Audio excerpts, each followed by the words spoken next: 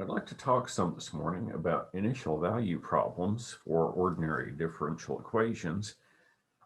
The statement of the problem is this. We're going to be given some function f, which may explicitly depend on some variable t, the independent variable, and also some variable y, which itself may be a function of t. The problem that we want to examine is this.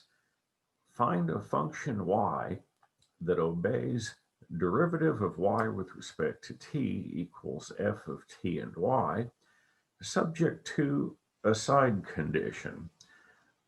At some particular value a of our variable t, I want the y value to take on some specific value, alpha, and I'd like to be able to do this for t numbers that range between our starting t value and some specified ending t value. This is going to be called the initial value problem for ordinary differential equations.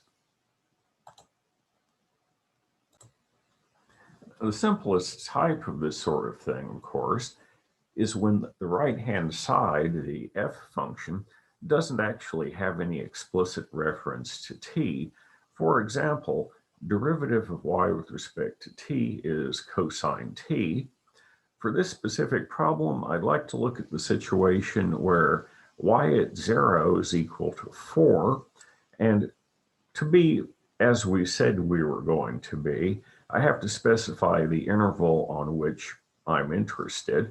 So I'll just say that t can be between 0 and 3.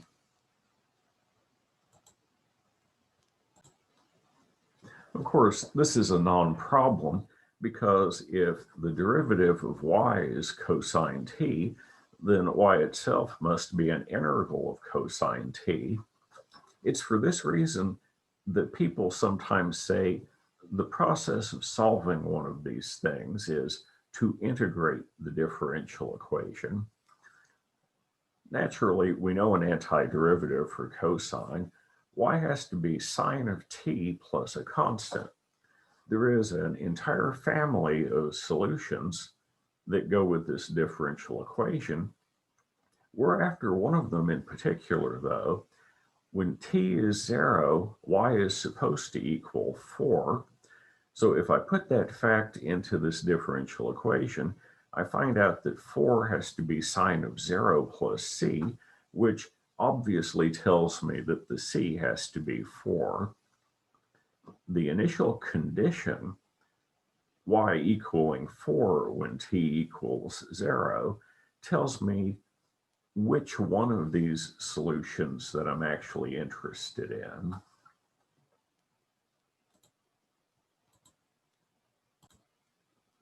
Now, usually things don't go that smoothly. The differential equations class will teach you a variety of techniques that sometimes work, but very often you can't get your hands on a closed form solution. We'll need to develop some sort of numerical methods. Now, in view of what I just said, what I'm going to say now sounds contradictory. Even though I usually can't find a closed form solution for these things, I can easily write down the exact solution.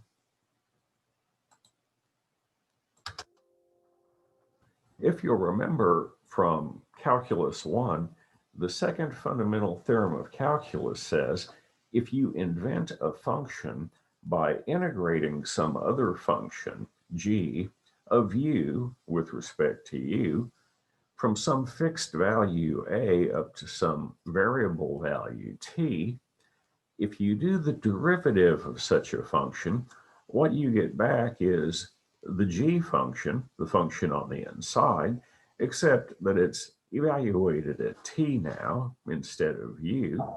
And of course, we have to add on a constant of integration. This tells me that the derivative with respect to t of the integral from a to t of f of u and y of u with respect to u must be f of t, y of t. But in my differential equation, I'm looking for a function whose derivative is f of t and y. So solutions of dy dt equals f of t and y must look like a constant, the constant of integration, added to the integral from a to t of f of u and y of u du. I know that when t is equal to a, y is supposed to take on the initial value, alpha. If I put that into my solution here, since the integral from a to a will give me 0 back for an answer, this tells me that the constant of integration must be the initial value of y, the value of y at t equal a. So the solution of dy dt equals f of t and y with y at a equal alpha, I can easily write down the solution. It's this. This statement is absolutely true. Unfortunately, it's not as immediately useful as you would hope, because in the integral that I have to do, I would have to know the y function so that I can put it into the second input slot of function f, but the y function is what I'm trying to calculate. This equation is true. Its usefulness to us will be indirect, though. So in the numerical methods that we're going to develop, firstly, we'll look at simple methods based on Taylor series. These are going to involve directly approximating the y. We will get various Taylor methods. We will get some Runge-Kutta methods based on these. But if we want to become more sophisticated than that, we're going to use methods that use polynomial interpolation. We're not, though, going to interpolate the y function. We're going to interpolate the f function instead. Then we will use all of our numerical integration techniques to evaluate the integrals, at least in some approximate sense. We are going to have the usual setup, just as we did in integration. The independent variable is named t now. So instead of x0 through xn, I'll have t0 through tn. Instead of having delta x, I'll have delta t, but much of the same setup will carry directly over. In case you don't remember, Taylor's theorem with remainder says that if g is smooth enough, if it has enough continuous derivatives, then I can select a number c and write g of x as g of c plus g prime at c, x minus c, plus 1 over 2 factorial second derivative of g at c, x minus c squared, out to the term that has the mth derivative, and the error term will be given by something of this form. Earlier in our discussions, we've actually proven that, so we'll take it as given. G, in our numerical approximations for these ODEs, will become y. C will become t number I. X will become t number I plus 1. Many of these terms have factors that are pairs of x minus c, but x minus c is just going to be delta t. So when I write down my series in the form that I'm going to use it in, I'll have powers of delta t. I'll have function values and derivatives evaluated at t number I, and I'm wanting to approximate or evaluate things at t number I plus 1. Now, again, this is an exact mathematical equality, assuming that everything is smooth enough. If we were to leave off the error term, we would have an approximation. If I went out to the number of terms that include the delta t to the m power, we're going to refer to this as the Taylor method of order n. And In what follows, I'm going to look at some specific cases, but all of these are similar. My y at ti plus 1 is going to be approximately equal to a Taylor polynomial. If you only go out to the term that has delta t to the first power in it, the first order Taylor method, the solution at time I plus 1 is approximately the solution at time I plus the first derivative of y evaluated at time I times how much you changed the time. I am just including the first derivative piece. Now, because our differential equation is dy dt equals f of t and y, we actually know in principle the value of this derivative. Y at t number I plus 1 is approximately y at t number I plus delta t times f evaluated at ti and y at ti. This method is called Euler's method. It's the simplest of all possible solution methods for these types of problems.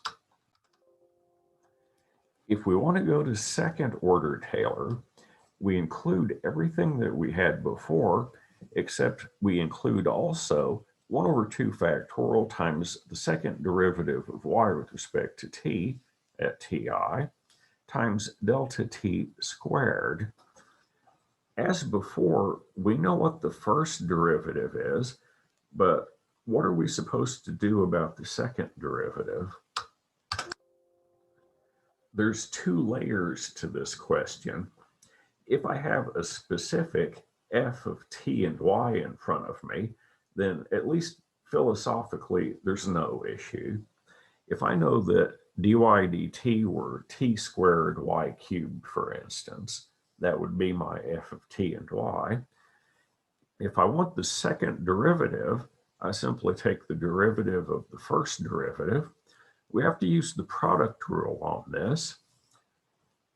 So I'm going to have 2t times the other function plus t squared times the derivative of y cubed. This becomes a little tricky because I'm thinking of y as a function of t. Using implicit differentiation then, the derivative of y cubed would be 3y squared times the derivative of y. So really, you should write this. If you were not being clever about this, you would then say, wait, I know what dy dt is. dy dt is t squared y cubed, so you could write that in and multiply everything out and have a formula for the second derivative of y with respect to t. This would give you the quantity that you multiply by 1 over 2 factorial delta t squared in order to get second order Taylor instead of first order. Again, I'm not being particularly clever about this. I'm just being as direct as possible.